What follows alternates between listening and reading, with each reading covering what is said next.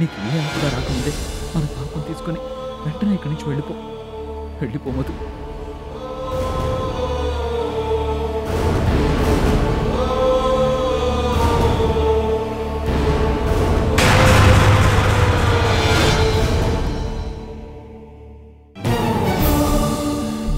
ఏం కావాలి? ఏం లేదా. ఏం లేకపోతే ఎందుకొచ్చా? నీకోసం మాత్రం కాదు, పాపం చూడాలనిపించి వచ్చాను. అవసరం లేదు, నా పాపని ఎవరు చూడాల్సిన అవసరం లేదు. అది నీ పాప కాదు, మన పాప. మన? ఇదెప్పటి నుంచి? మధు వద్దు, ఇంత జరిగాక ఇప్పుడు మన అంటే నమ్మేందుకు. నేనేం పిచ్చిదాన్ని కాదు. క్రాంతి నా బిడ్డ, నాకు మాత్రమే సొంతం. అది కాదు, నేను చెప్పేది కాస్త.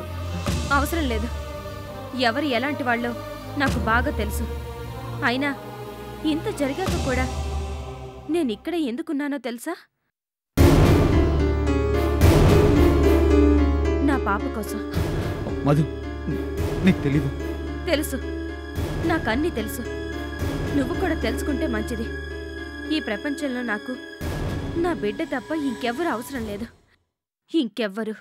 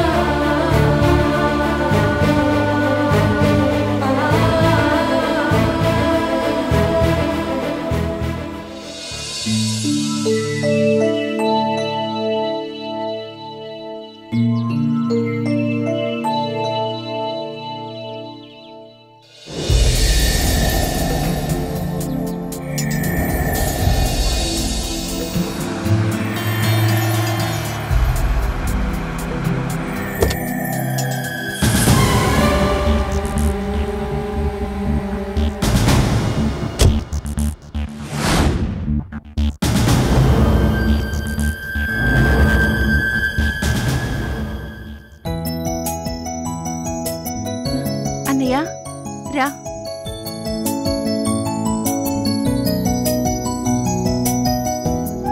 రానయ్య, కూర్చో.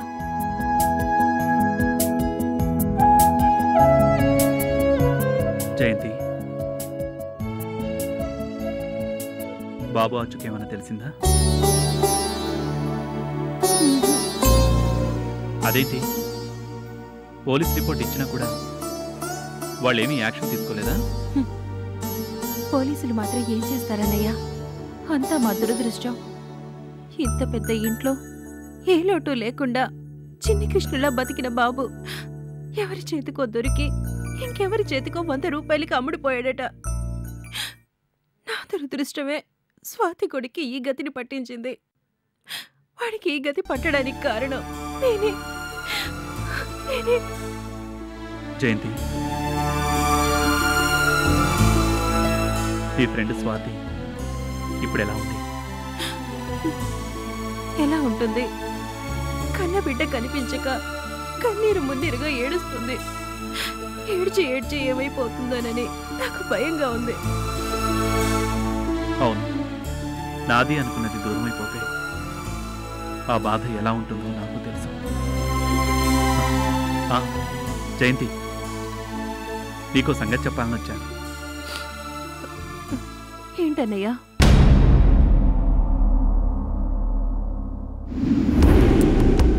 నువ్వు ప్రతిసారి అడిగేదానివే, వదిని కూడా తీసుకురా అన్నయ్య అని.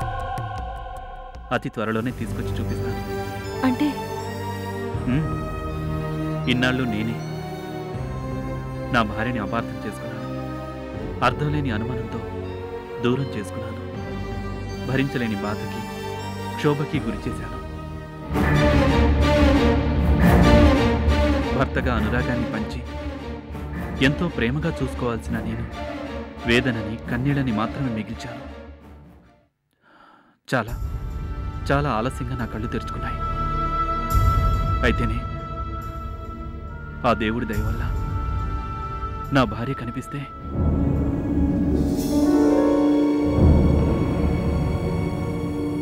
నా ప్రాణం పోయినా వదిలిపెట్టను.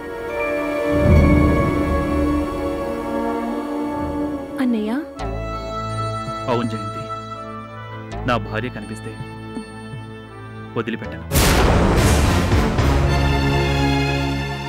నా ప్రాణం పోయినా వదిలిపెట్టను.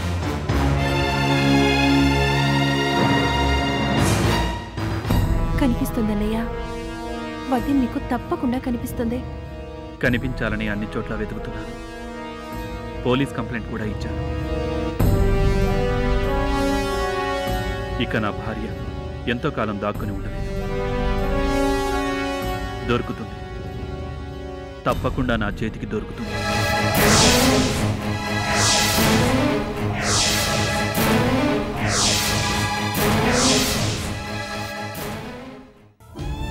ఆ రోజు కోసమే ఆరాటంగా ఎదురు చూస్తున్నాను. అన్నయ్య, నీ ఆశ ఫలించాలని, నువ్వు వదినా ఒకటయ్యే రోజు తప్పకుండా రావాలని మనస్ఫూర్తిగా కోరుకుంటున్నాను. థ్యాంక్స్. మీ ఫ్రెండ్కి ధైర్యం చెప్పు. అలాగే. మరి నేను వెళ్ళొస్తాను జయంతి.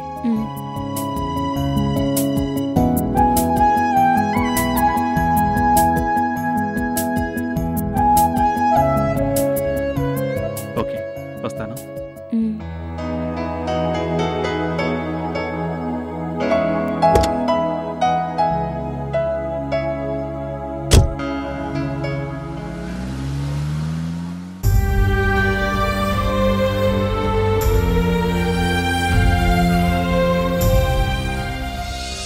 ప్రణమ్య శిరసా దేవం గౌరీపుత్రం వినాయకం భక్తావాసం స్మరే నిత్యం ఆయుష్కామార్థసిద్ధయే.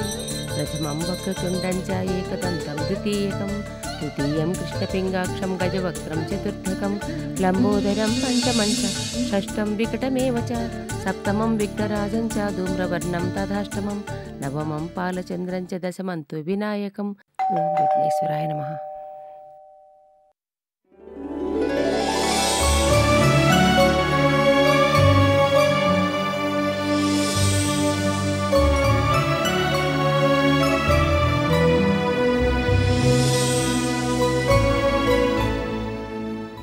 ఆనంద్, ఎన్నాళ్ళైందిరా నిన్ను చూసి? రా రారా.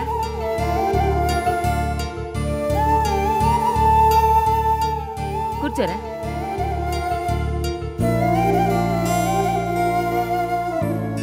చాలా రోజుల తర్వాత నిన్ను చూడాలనిపించింది, అందుకే. ఇన్నాళ్ళకి దారిలో పడ్డావన్నమాట. కావేరి నాతో అంతా చెప్పిందిలే. అవునమ్మా, జరిగింది తలుచుకుంటుంటే నాకే సిగ్గేస్తోంది. ఆనంద్, ఇప్పుడు బాధపడితే లాభమేంట్రా? నీ అర్థం లేని అనుమానంతో దేవత లాంటి భార్యను దూరం చేసుకున్నావు. కన్నబిడ్డకు దూరం అయిపోయి ఒంటరి వాడిగా మిగిలిపోయావు. చెప్పరా, కోట్లు సంపాదించావు, కానీ సుఖముందా? సంతోషం ఉందా? తృప్తి ఉందా? ఆనందం ఉందా? లేదు, ఏదీ లేదు. ఈ నిజం తెలిసేసరికి ఏదీ నా చేతుల్లో లేదు. అందుకేరా, మనుషులు దగ్గరగా ఉన్నప్పుడు వాళ్ళ విలువ తెలియదు, దూరమయ్యాక తెలుసుకున్నా ఫలితం ఉండదు అని మొత్తుకునేది. అన్నీ మాకే తెలుసని విర్రవీగే మీ తరం వాళ్ళు పెద్దవాళ్ల మాట వింటేగా. ఇంత చదువుకొని ఇంత సంపాదించి ఏంట్రా లాభం? తప్పు చేశాను. సంధ్యను దూరం చేసుకొని నిజంగానే చాలా పెద్ద తప్పు చేశాను. మా అమ్మ తర్వాత నువ్వేగా పెద్దదానివి. అందుకే నీ ముందు చేసిన తప్పును ఒప్పుకుంటే నా మనసుకి కొంచెమైనా ఊరటగా ఉంటుందని. ఆనంద్, జరిగిందేదో జరిగిపోయింది. ఇప్పటికైనా సంధ్య, బాబు ఎక్కడున్నారో కనుక్కో. ఆ ప్రయత్నంలోనే ఉన్నాను. అమ్మగారు, మళ్ళీ ఏమైందే అలా ఏడుస్తున్నాడు? ఏమోనమ్మా, ఎత్తుకున్నా ఊరుకోవటం లేదు. మీరేమో బజార్కెళ్ళి కూరగాయలు తెమ్మన్నారు. సరేలే, బాబు నిటిచ్చి నువ్వెళ్ళి కూరగాయలు తీసుకో. సరేనమ్మగారు. ఊరుకోనన్నా, ఊరుకో. ఓ ఓ బిస్కెట్ తింటావా?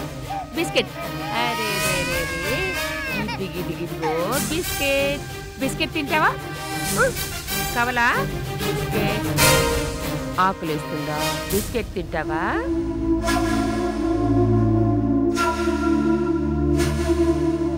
చిన్నమ్మా,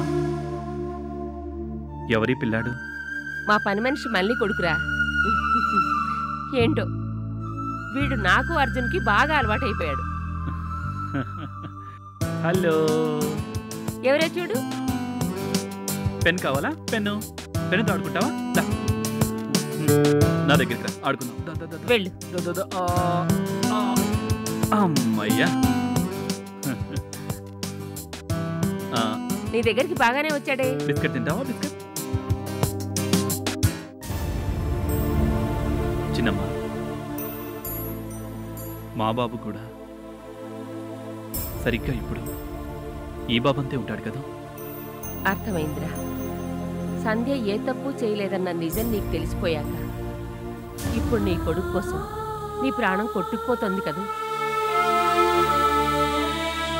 ఆనంద్ ఉద్యోగమో వ్యాపారమో చేయడం, లక్షలు కోట్లు సంపాదించడం, మేడల్లో ఉంటూ కార్లలో తిరగటం, ఇది కాదు నా జీవితం అంటే. నీ రక్తం పంచుకొని పుట్టిన బిడ్డను ఇలా నువ్వెత్తుకొని మురిసిపోవడం, ఇలా మీ ఇద్దరినీ చూస్తూ నీ భార్య సంతోషంతో పొంగిపోవడం, నీ భార్య కళ్ళల్లో ఆనందం చూసి నువ్వు పరవశించిపోవడం, ఇదిరా జీవితం అంటే. అసలైన సుఖం, సంతోషం అంటే. అర్థమైంది చిన్నమ్మా. ఇన్నాళ్ళు నేను ఏం పోగొట్టుకున్నాను ఇప్పుడు అర్థమైంది. బాబు, నా సంతోష్ ఎక్కడున్నాడో, ఎలా ఉన్నాడో చూసావా? రక్త సంబంధం అంటే అది. అందుకే నేను ఏ చిన్న పిల్లాన్ని చూసినా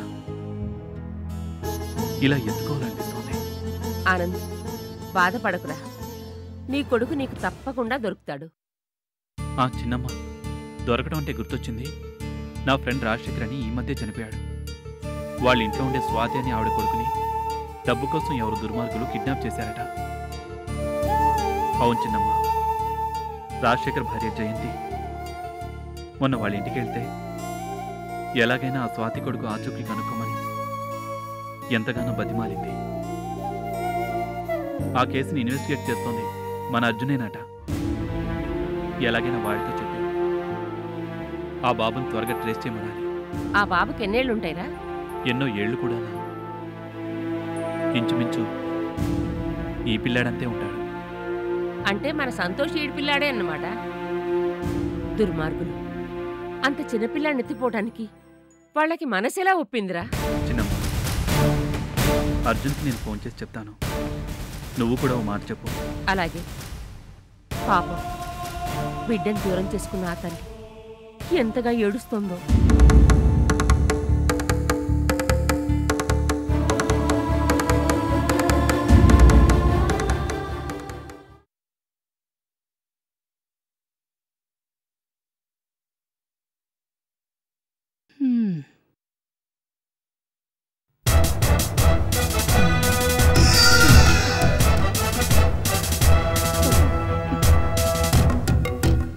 అత్తయ్య, ఎక్కడికో వెళ్తున్నట్టున్నారే? అవును మాధవి, నేను నా ఫ్రెండ్ నీరజ్ ఉందని చెప్పానే, దాని కూతురు పెళ్లికి వెళ్తున్నాను. వదిలికి ఇలా జరగకపోయి ఉంటే హ్యాపీగా మన ముగ్గురు వెళదాం అనుకున్నాం. కానీ ఏం చేస్తాం? పర్వాలేదత్తయ్య, ఆంటీని నేను చూసుకుంటానుగా. మీరు వెళ్ళండి అత్తయ్య. ఏంటో వదినా, ఇలాంటి స్థితిలో నిన్ను వదిలిపెట్టి వెళ్ళాలంటే నాకు కూడా బాధగానే ఉంది. కానీ ఏం చేయని చెప్పు, మా నీరజ్ నేను వెళ్ళకపోతే తిట్టిపోస్తుంది. అయినా ఎంతసేపు అలా వెళ్ళి ఇలా వచ్చేస్తాను, సరేనా? ఏంటి, రూమ్ లో బోర్ కొడుతుందా? మాధవి మిమ్మల్ని కాసేపు అలా తిప్పుతుందిలే. అత్తయ్య, అన్నీ నేను చూసుకుంటాను కదా. మీ క్లోజ్ ఫ్రెండ్ కూతురు పెళ్ళన్నారు, మరి ముహూర్తం వేళకెళ్తే ఏం బాగుంటుంది. బయలుదేరండి అత్తయ్య.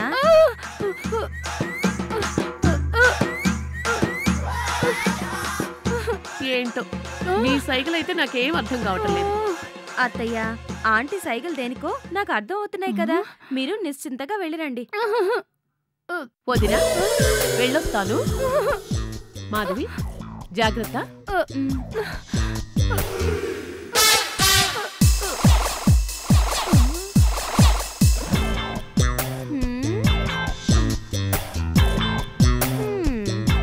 వైజయంతి, వైజాగ్ వైజయంతి. అరెరెరెరెరే, కాళ్ళు కదలవు, నోరు మెదలదు. దూరదర్శన్లో వచ్చేదే మూగవాళ్ళ ప్రోగ్రాం. అన్నిటికీ ఇలా ఇలా ఇలా ఇలా. ఏం చేస్తాం, అయినా తప్పదుగా. ఏంటి, బోర్ కొడుతుందా? అయితే ఓ పని చేద్దామా, అలా సరదాగా మేడ మీద కాసేపు తిరిగొద్దామా? ఏంటి, సరేనా? నాకు తెలుసు మీకు మేడ మీద తిరగడం అంటే బోలెడు బోలెడు ఇష్టమని. పదండి.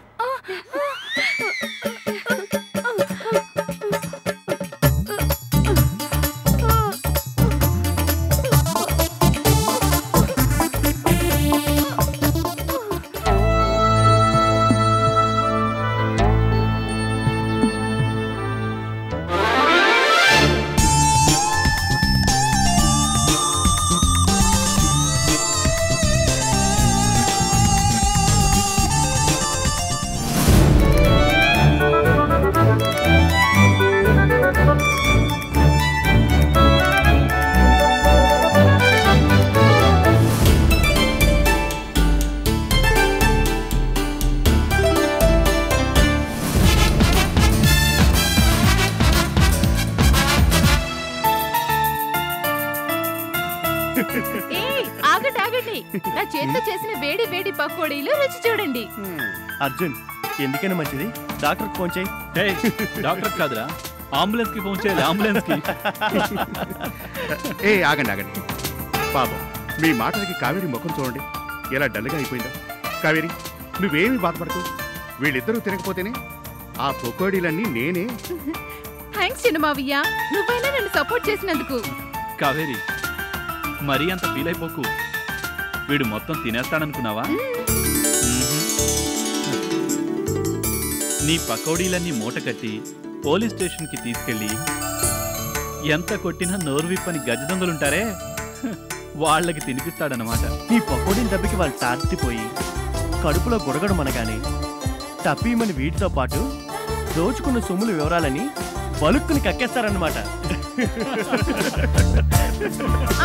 పెద్ద గొప్పే, ముగ్గురే నన్నొక్కదాన్ని చేసి ఏడిపిస్తున్నారు కదూ. ఇప్పుడే కనుక మా సంధ్య తుండుంటే మీ ముగ్గురు పని పట్టేది. తింటారా నోటికేసి కట్టనా అని గుడ్లేరే చేసి చూస్తే కిక్కురు మనకుండా తినేవాళ్ళు.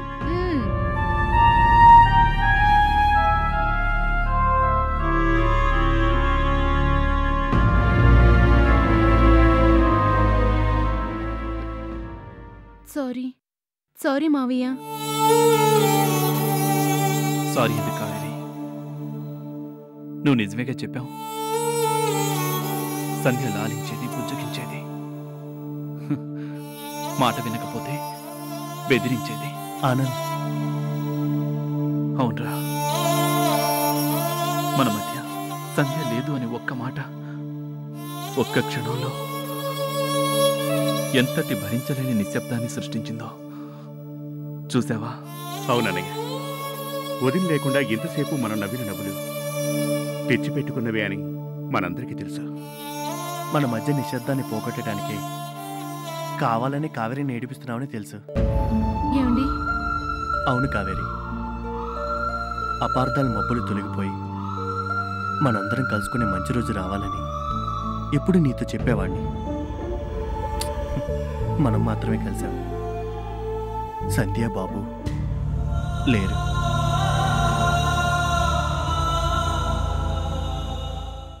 ఇంకొక 4 రోజులు అంతే. ఆ స్వామీజీ చెప్పినా, పోలీసులు కనుక్కున్నా, అప్పటికి కూడా ఫలితం కనిపించకపోతే ఇలా మెత్తగా కాదు, కింద నుంచి పైదాకా అందరినీ దులిపేద్దాం. ఎంత త్వరగా నువ్వు పెళ్లి కొడుకు కావాలనుకుంటే అంతకంటే త్వరగా దాన్ని ఫినిష్ చేయాలి. తల్లిని కాదు, పిల్లని.